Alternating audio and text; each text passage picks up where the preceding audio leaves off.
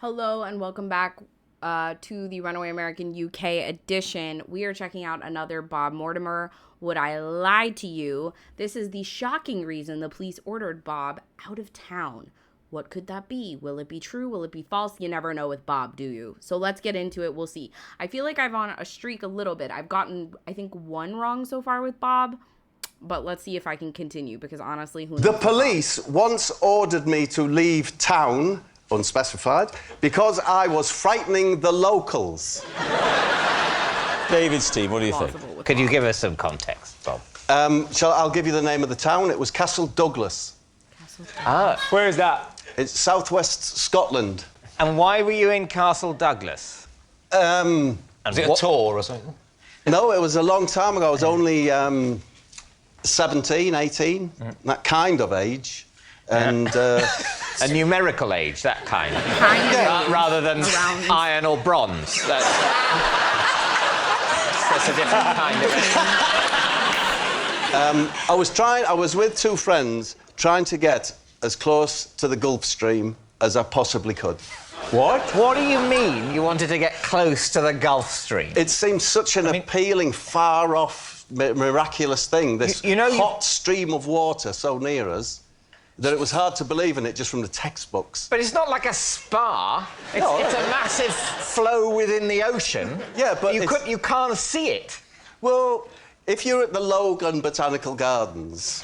There's a lovely view of the Gulf Stream. No, but you can see the effects of the Gulf Stream. You know, it's like a tropical gardens, and so in that way you sense the influence of the Gulf Stream. Right. Oh, my God. Well, no, it's extraordinary. I know all teenagers are absolutely mad on the Gulf Stream. They can't get enough of it, and it's... And flowers.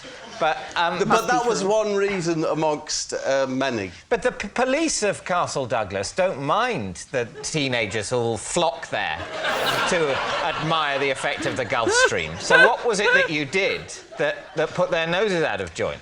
We scared the locals, apparently, because we were wearing very grotesque masks. Why were you wearing masks?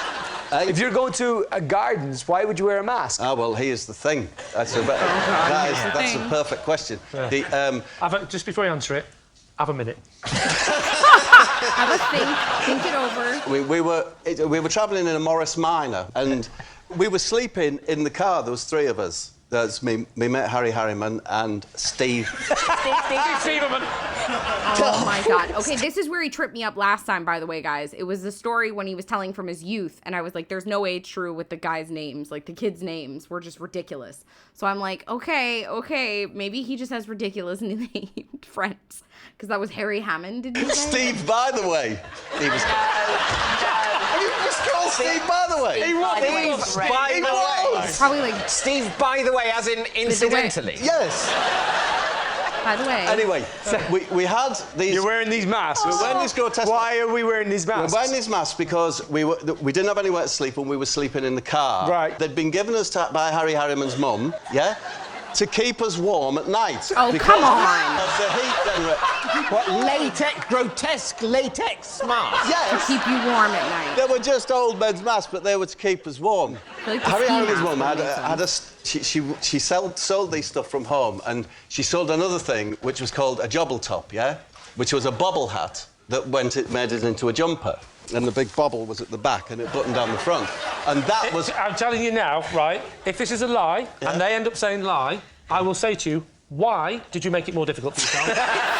By mentioning the joggle top, or whatever it was called. Because I'm imagining my sleeping arrangements and think, yes, we had the latex masks on and these giant, like, what they're called jobble tops. Right, okay. So, if you're wearing a sleeping mask and you're scaring the locals, like... normally the locals would be in bed when you're going to sleep, and it's dark, and you're in your car and you got a scary mask on. You know. No, we were just on our daytime drive from Dundee to Castle Douglas. With masks on. As we went past Keep people, your faces warm. we were staring at them with our scary masks. Why did you not remove... Because I would say, from my experience of sleeping all night in a classic car in a latex mask and a jobble top, that you get quite clammy. And so in many ways, it's quite a relief to take the latex mask off for the next day's drive. Like there was a fox in the box and a hen in the hen. Like, you know what I'm saying? Like... Not to mention how it helps being able to see where you're going. Yeah. But no, of course, we take the mask off in the morning, but then round about midday, you wanted to put it back on. Yeah. At what point did the police get involved? Didn't the police get We involved? parked up in Castle Douglas, right next to a shop, because we wanted to get one of their famous Scotch pies. As we came out of the shop, I was grabbed by a policeman, and it was a sergeant, by the way. Sergeant, by the way. Sergeant, by the way. They were related. That's why he stopped them. That's how you got away with it, because you said, no, that's me, Dad. Maybe it was. I'm a sergeant, by the way. I think, Daddy!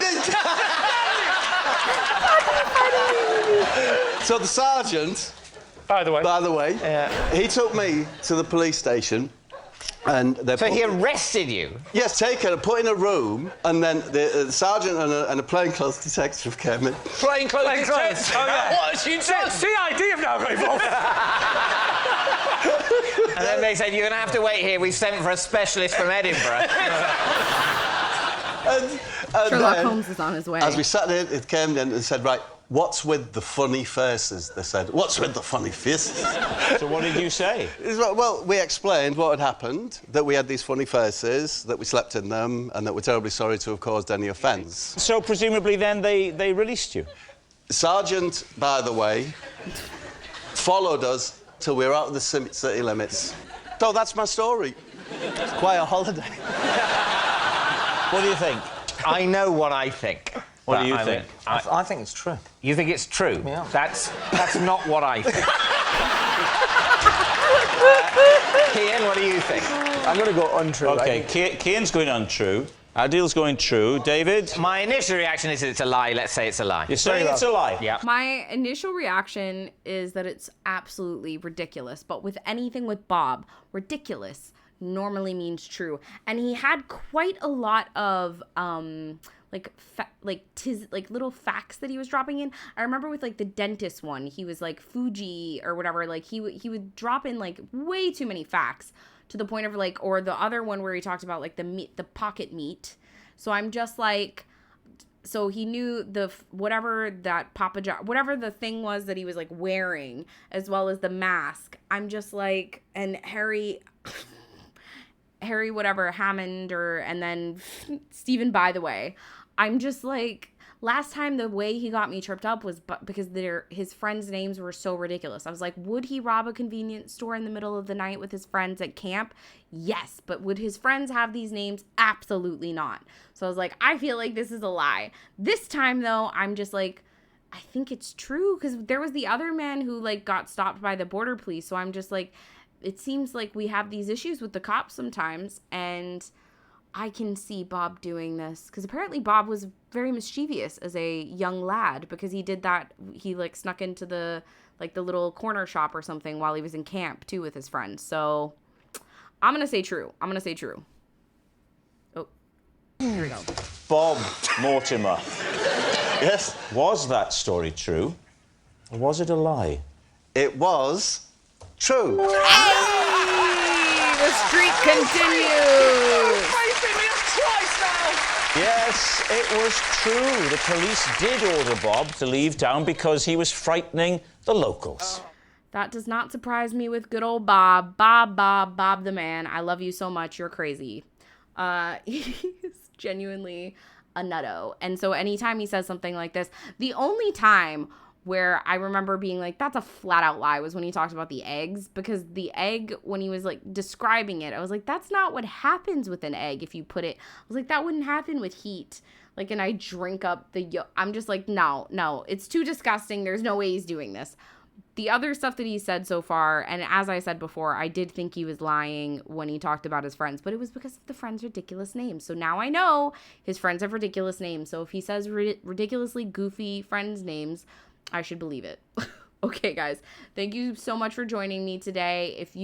Did you also think this was a lie, or were you on truth's side? Because you know that Bob sometimes is just crazy and his stories make no sense. Anyways, I'll see you all next time. Sorry about that. I'll see you all next time. Don't forget to give a big like to the video, subscribe to my channel for more videos like this, and bye-bye.